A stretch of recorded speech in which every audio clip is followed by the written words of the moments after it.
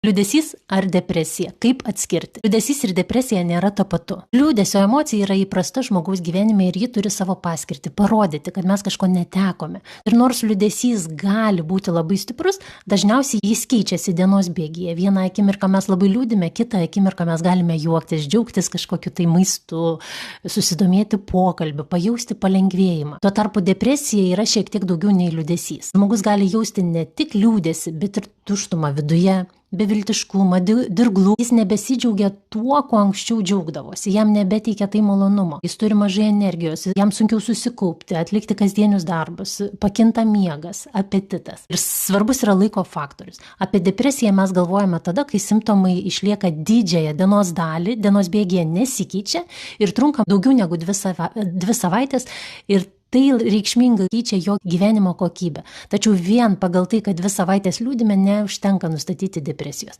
Pavyzdžiui, po netekties žmogus gali liūdėti tikrai stipriai ir labai ilgai. Ir todėl klausimas galėtų kilti labiau ne tai, kiek laiko mes liūdime, tačiau kas šalia liūdesio, kurį mes jaučiame ir kaip tai veikia mūsų kasdienį gyvenimą.